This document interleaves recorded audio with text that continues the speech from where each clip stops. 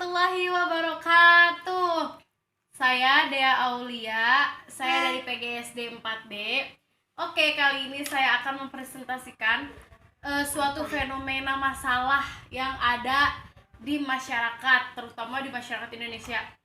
Salah satu contoh yang dapat saya ambil yaitu adanya aliran sesat.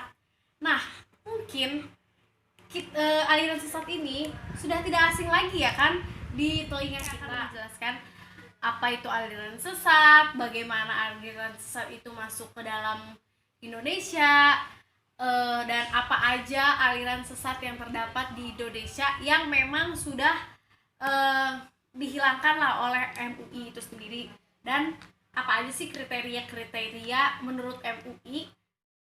Aliran sesat atau aliran sempalan menurut MUI adalah suatu paham atau aliran kelompok tertentu sebagai sesat itu hanya berkait dengan bidang akidah dan aliran keagamaan, tidak mencakup bidang-bidang lainnya. Aliran sesat atau aliran sempalan menurut saya adalah suatu paham dari satu kelompok masyarakat yang bertentangan dengan agama-agama yang ada di Indonesia. Nah, agama yang ada di Indonesia dan diresmikan oleh MUI itu ada 5 agama. Yang pertama agama Islam, yang kedua ada agama Kristen. Kristen dibagi menjadi 2, yaitu Kristen Protestan dan Kristen Katolik. Dan yang ketiga ada Hindu, keempat ada Buddha, dan yang kelima ada Konghucu. Nah, aliran ini bertolak belakang atau berlawanan dengan ajaran-ajaran dan kaidah-kaidah yang terdapat dalam 5 agama ini. Kenapa begitu? Karena biasanya aliran ini mengandalkan logika mereka dan mereka ingin suatu kebebasan asalkan itu masih mencakup sikap-sikap atau sifat-sifat yang menjurus kepada kebaikan atau positif. Nah, akan tetapi aliran sesat ini mengatasnamakan 5 agama yang ada di Indonesia, terutama yaitu agama Islam. Kenapa agama Islam? Karena mayoritas orang Indonesia adalah orang-orang yang beragama Islam. Nah, bagaimana sih proses terjadinya atau proses masuknya aliran sesat ke Indonesia ini? Pertama, dimulai pada tahun 1960-an. Namun pada tahun itu masih sedikit aliran-aliran sesat yang masuk ke Indonesia, dan pengikutnya pun sedikit, dan itu tidak terlalu terbuka dalam artian aparat negara Indonesia itu sendiri tidak mengetahuinya. Nah, masuk lagi pada tahun 2000-an. Nah, pada tahun 2000-an ini aliran sesat melonjak tinggi masuknya, dan itu banyak banget aliran-aliran yang terdapat di Indonesia. Hingga awal 2010 itu banyak banget aliran yang masuk di Indonesia. Nah, aliran-aliran sesat ini juga biasanya masuk ke daerah-daerah terpencil. Kenapa ke daerah-daerah terpencil? Karena di daerah terpencil biasanya jarang adanya siraman-siraman kolbu ataupun ceramah-ceramah dari para ustadz-ustadz atau kiai-kiai besar yang masuk ke dalam terpencil. Jadi para ketua atau para anggota-anggota aliran sesat ini mengedepankan daerah-daerah terpencil tersebut. Jadi aliran-aliran sesat ini menganggap bahwa aliran-aliran atau agama-agama sebelumnya tidak sepenuhnya benar atau tidak sepenuhnya mengikuti kaidah-kaidah yang ada di yang ada di dalam kitab-kitab itu sendiri.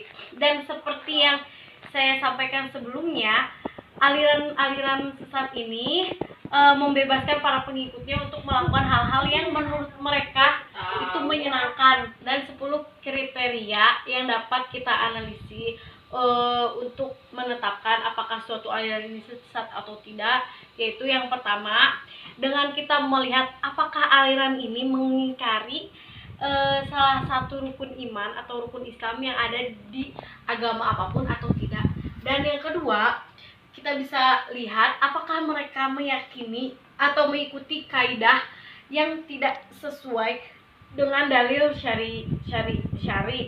Dan yang ketiga, yaitu kita bisa melihat apakah mereka meyakini turunnya wahyu sesudah kitab suci Al-Quran.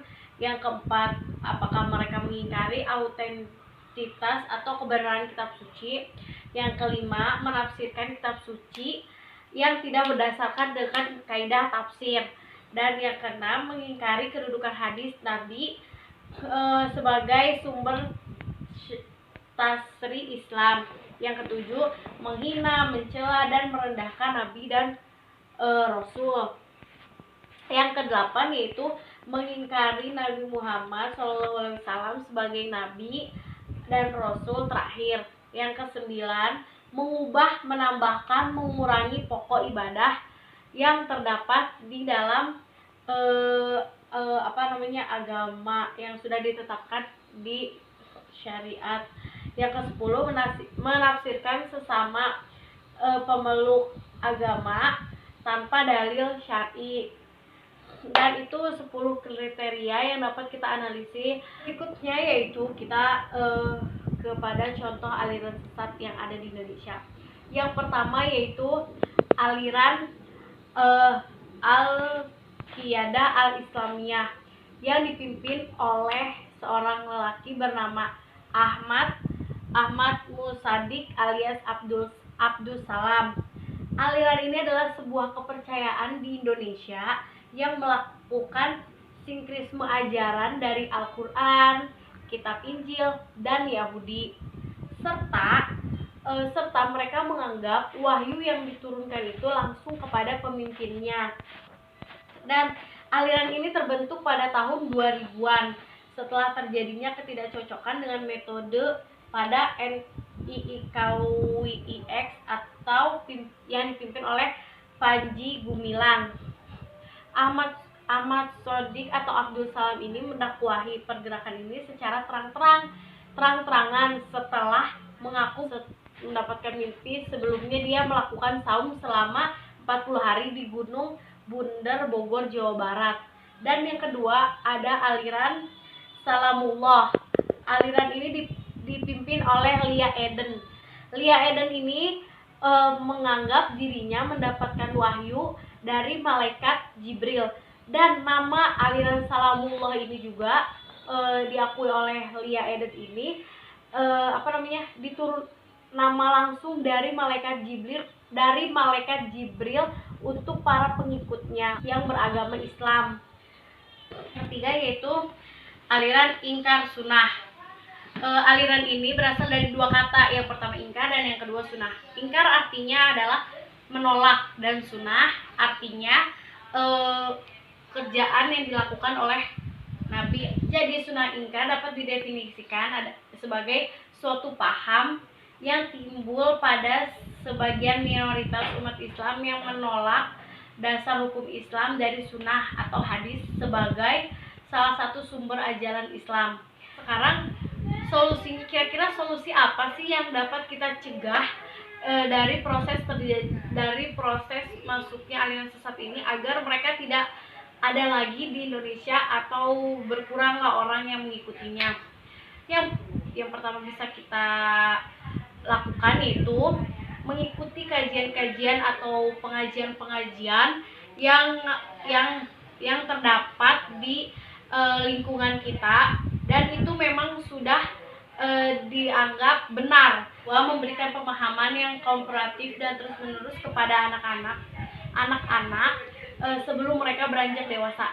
Jadi kan kalau anak-anak itu kan pemikirannya masih murni, jadi dia masih bisa menangkap dan kalau misalnya kita memberikan edukasi tentang agama yang dianut oleh keluarganya itu akan meresap dalam otak mereka, dan mereka tidak akan mengikuti aliran.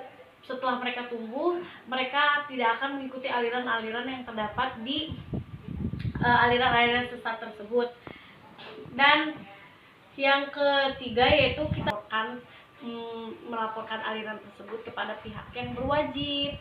Mungkin cukup sekian presentasi dari aliran sesat yang dapat saya sampaikan.